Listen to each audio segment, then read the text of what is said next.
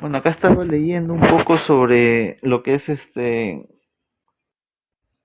la primera teología sistemática del teólogo francés Jean Calvin, o mejor conocido en español como Juan Calvino, y la doble predestinación. Y acá dice distinción entre llamamiento universal y llamamiento especial.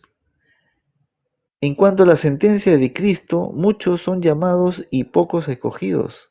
Mateo 22:14, 12:14. La aplican y contienen muy mal, pero se aclarará con dos clases de llamamiento. División que según ya hicimos expuestas en evidencia, porque hay un llamamiento universal con el que Dios, mediante la predicación externa de su palabra, llama y convida, y solo incluye a aquellas quienes les propone por olor de muerte y condenación, dice. Es decir, el llamamiento de Dios es general, es universal. Es por eso que muchos no entienden, porque mezclan el evangelismo con el llamamiento especial. El llamamiento universal es la predicación del evangelio, que es para todos.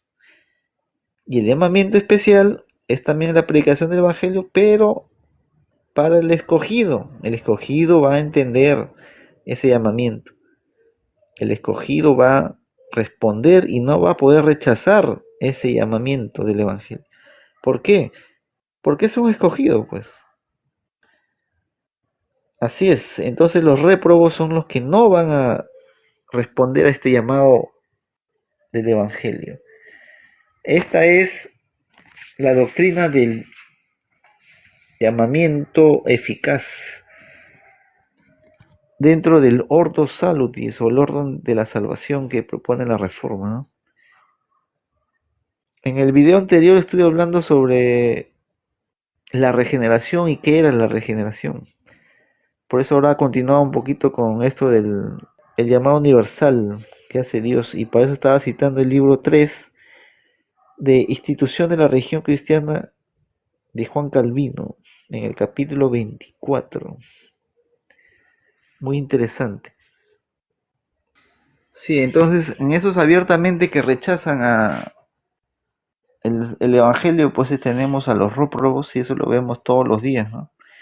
Ahora el asunto es, ¿acaso nosotros sabemos quién es el escogido y quién es el réprobo?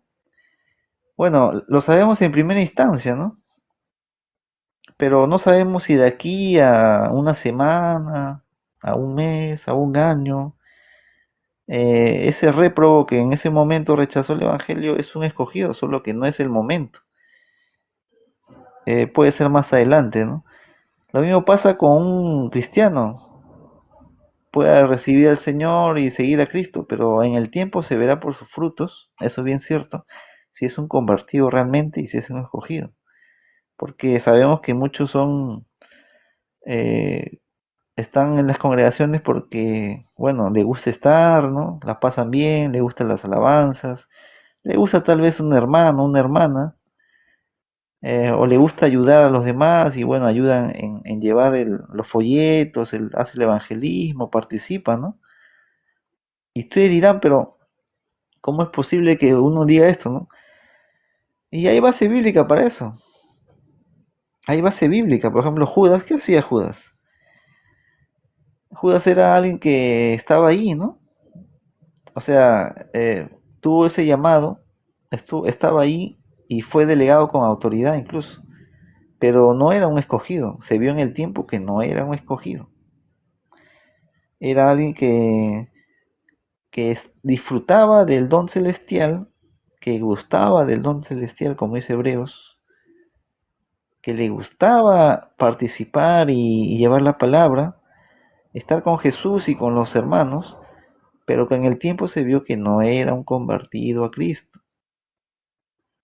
Entonces, ¿qué mayor ejemplo hay de que existe, pues, esta doctrina que se llama la doble predestinación y en el ordo salutis del llamamiento eficaz, ¿no? Entonces, cuando veamos en las congregaciones, obviamente tenemos que tratar con amor a los hermanos, por más que nosotros, porque nosotros no sabemos si son convertidos o no. Pero hay evidencias también, uno tiene que observar bien, ¿no? Hay evidencias. Es obvio que a veces unos vienen por interés propio, ¿no? Están ahí porque, bueno, necesitan un préstamo de dinero, o porque le gusta a alguien, o porque está vendiendo algo, tal vez un equipo vendiendo algo y bueno, se quedó ahí, ¿no? Un tiempo, está ahí, ¿no? Pueden pasar muchas cosas, eso es cierto. Es algo que no lo podemos negar y que le hemos vivido. Lo que ya tenemos mucho tiempo en el camino de Dios, hemos observado mucho de esas cosas. Y entonces llega un momento en que esa persona ya no está, desaparece.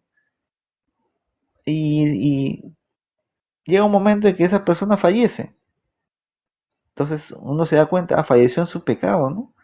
Y si falleció en su pecado, bueno, no era un convertido, pues solamente era un activista de la iglesia, nada más, un visitante, alguien que le gustaba estar ahí, pues, ¿no?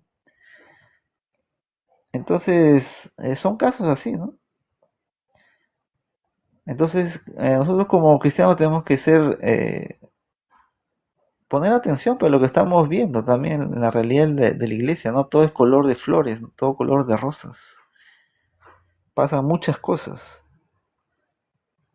es una realidad. Hay que ser observadores con cierto grado de conocimiento también, pues no, o sea, hay que ver el hecho de que esté uno en el amor de Dios no quiere decir que no va a haber ciertas cosas de extrañas que se conducen a veces entre los hermanos, ¿no? Entonces así es, así es. Entonces regresamos o regresaría en otro momento. Que Dios te bendiga,